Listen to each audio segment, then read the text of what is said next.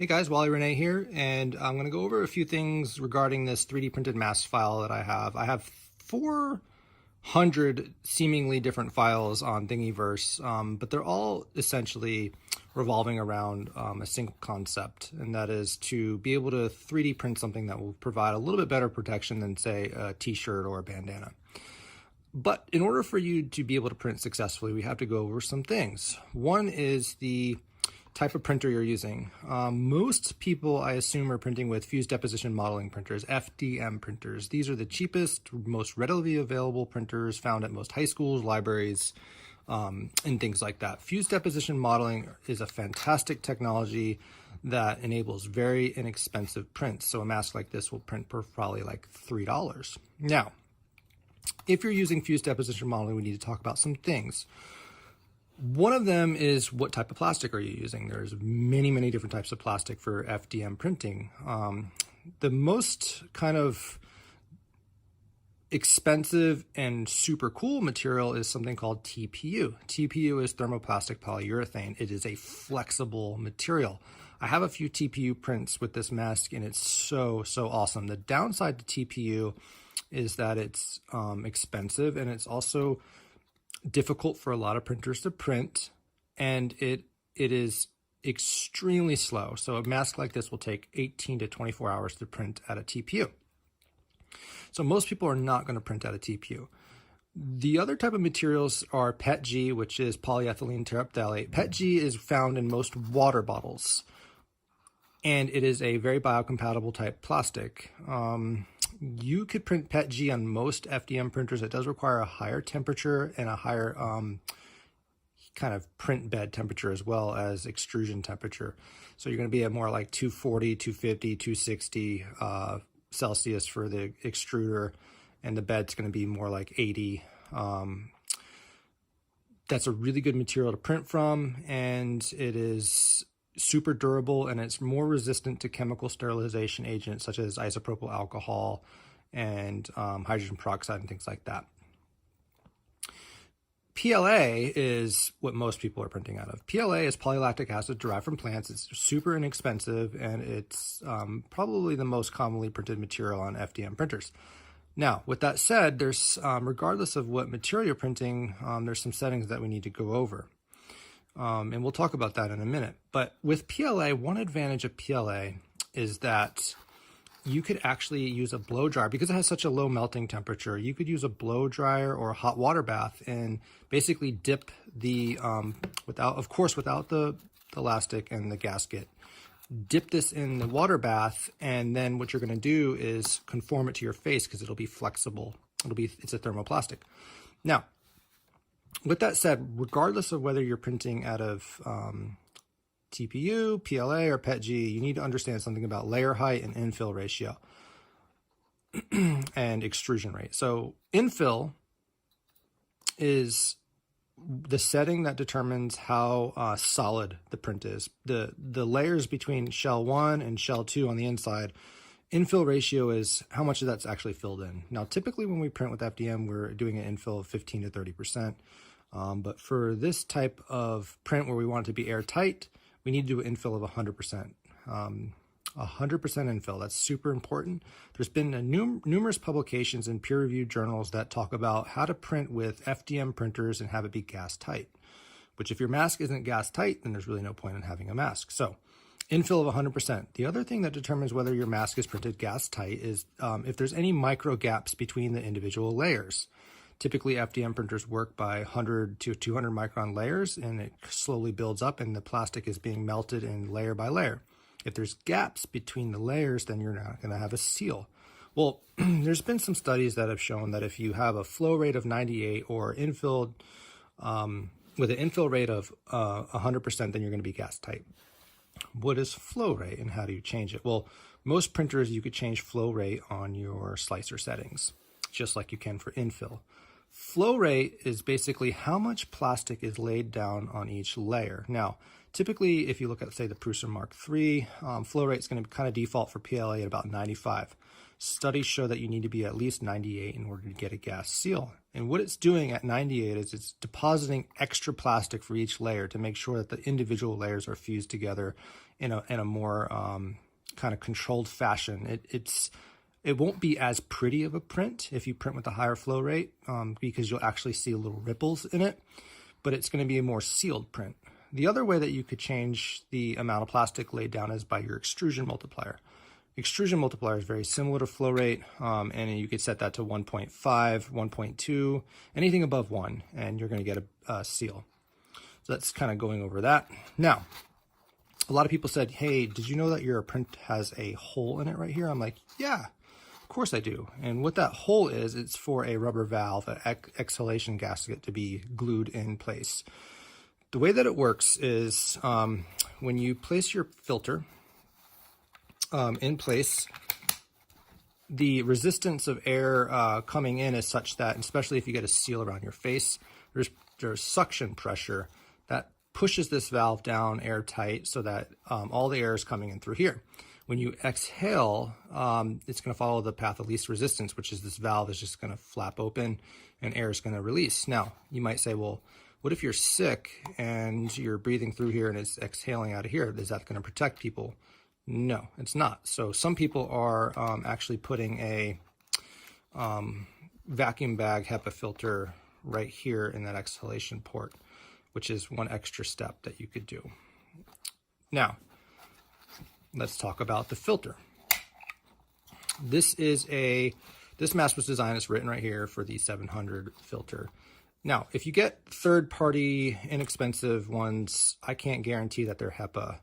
HEPA is a standard that says that it's filtering out 99.7% of particles 0.03 millimeters and larger. If you compare that to, say, the gold standard N95 mask, N95 is only filtering out 95% of particles in that same size range. So it's actually essentially an N99. But like I said, I can't guarantee the quality of these if you're buying non-official filters. The real ones are actually quite expensive. The knockoffs are not expensive at all. They're like $1 a piece. So this snaps in. Now you might say, well, what about the gap here? Well, you could use hot glue or a O-ring gasket, but it fits really tight, but it's still probably not airtight. So you want to use something that's going to seal if you put this in. Okay, so a couple other things about this mask. If you're not heating it and conforming it to your face, which if you are, be really careful, don't burn yourself.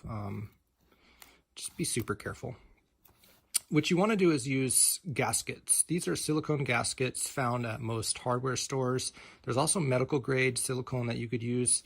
When you have the proper elastic, which by the way, this is marine elastic found at most hardware stores, it's going to compress this so much against your face, you're going to create a seal. And I have tested this mask for a seal around my face, and it does form an airtight seal. So that's one thing that you need to understand. You guys are probably not going to be able to test yourself and get this fit checked, but you need to understand that this is something that needs to be tight around your face. And for me, that required 2 layers of gasket material here and only 1 at the nose and chin area.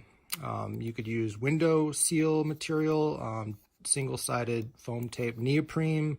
Some people were using yoga mat material with double-sided tape. And some people are just heat treating these and conforming them to their face, things like that. It's roughly about 15 inches of material that you'll need.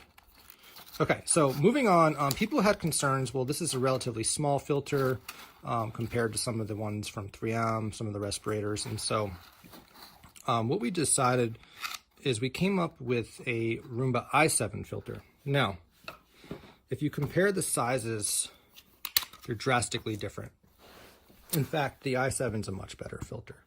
It's bigger all around, and it actually has this neoprene gasket right here built into the filter. See that?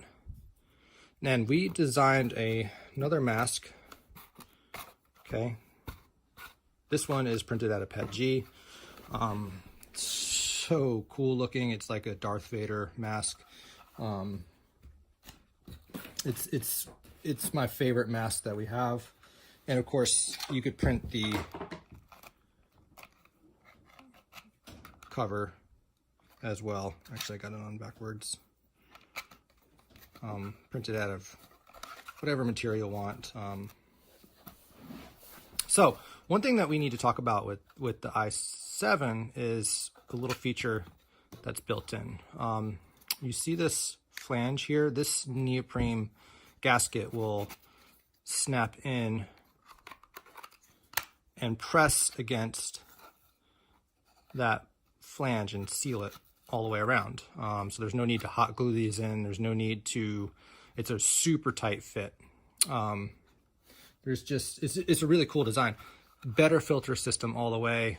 These are expensive. If you get the real ones, the true HEPA ones, they're roughly, I don't know, for 3, it's like $30. So it's like $10 a piece. But now let's say you're in a hospital setting, you could just chuck this at the end of the day, or you could use hydrogen peroxide vapor sterilization of the filter.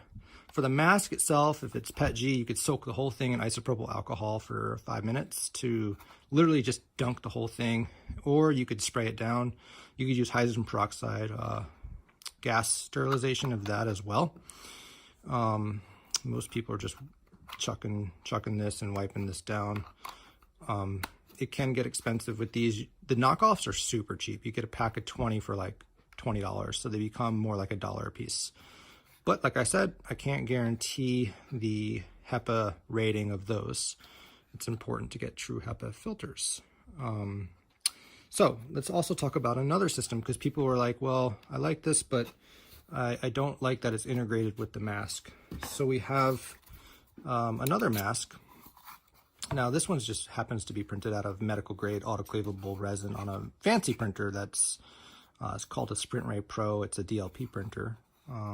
This whole thing could be autoclaved at the end of the day, and you could snap in a new system like this with the valve properly placed, and we have them available for all the various different filters. So we have it for the 700 here and the i7. We also have our own MUSC design box that you actually cut your own HEPA filter out. Now, there's some dude online saying that if you cut a HEPA filter, you're going to die from fiberglass inhalation or something like that. Totally not true. Most modern HEPA filters don't use fiberglass anymore. And so you can look at the MSDS of your HEPA filter to determine if it has fiberglass particles in it.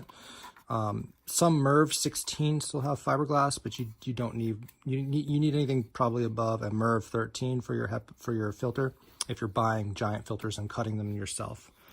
But anyway, I hope this clarifies some things. There's a lot of misinformation.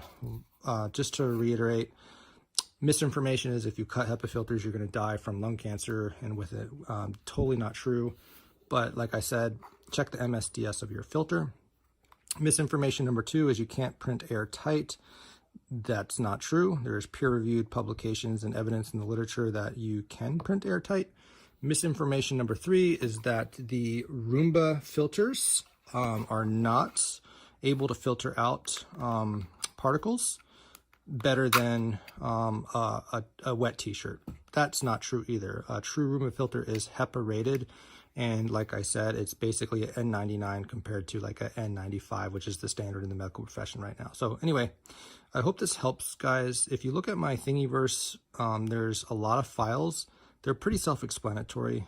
There's easy print masks. We really designed these that they could print flat on the build platform like this, that they don't need any supports. They are incredibly easy to print on any printer now. We basically modified the design so that it's super easy. Anybody could do it. The files now are nothing like they used to be when I first originally designed this. They've been reiterated like at least 30 times. So this is literally mask 30 here.